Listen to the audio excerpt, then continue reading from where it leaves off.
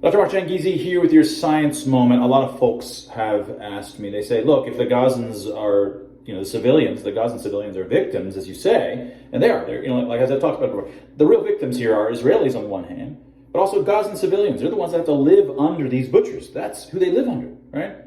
And it's just like Iranians living under the mullahs, the brutal dictatorship for 40 plus years. It's the same exact analogy. And so a lot of folks who are pro-Israel might say, look, oh yeah, if that's true, then why don't we see Palestinians rising up? Where are they demonstrating on the street? And why do we see so many civilians, Gazans, out there, in the streets supporting Hamas? Now, let's start with this first one.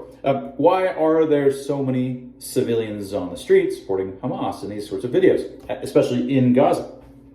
Now, when you see folks out in the street supporting a dictatorship, dictatorships exist because there is popular support, right? It is always the case that there's popular support. It's almost never the case that it's a pure top-down, unsupported by the people dictatorship. There's always some significant level of popular support. It need only be 10%. It might be 50%, it might be 60%, but it need only be 10%.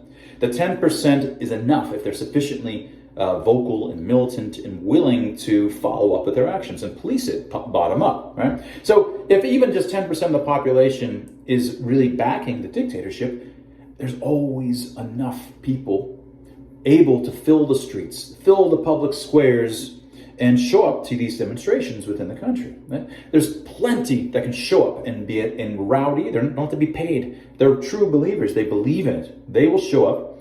And so you select for, on state television of whatever we're talking about, it'll select for the true believers who will show up. And there's always enough to show up. So the fact that you see people on the street in large numbers supporting the dictatorship tells you nothing.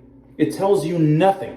It is a tautology that there are enough people that they can show up on the streets and support the dictatorship. So that when you see that, that doesn't tell you anything. It is vacuously true that that will happen, right? Because it selects for those people. That doesn't tell you anything.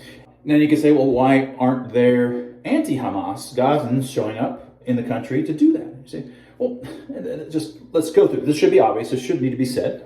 It's because the 90% or 40% that are Gazans that don't like this and want like a regular life, if they showed up and they spoke out, they're likely to be hung like these last collaborators were just yesterday, right?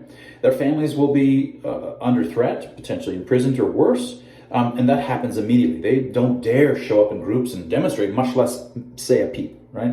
It's very dangerous for them to do so. So this is why I don't see them. Okay, why don't we see them in Western countries showing up?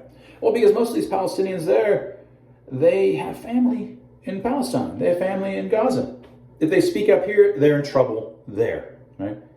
And just to wrap in, so that's sort of three reasons why you can't look at what they're showing you on state television and say, oh, there's all these supporters and I don't see the non-supporters, both within the country and without. And then the fourth, which is I already mentioned before, why don't they overthrow it? Again, we anti-lockdowners weren't able to stop the totalitarianism, the lockdown, zero COVID totalitarianism that occurred, and we were never under threat of being thrown into prison.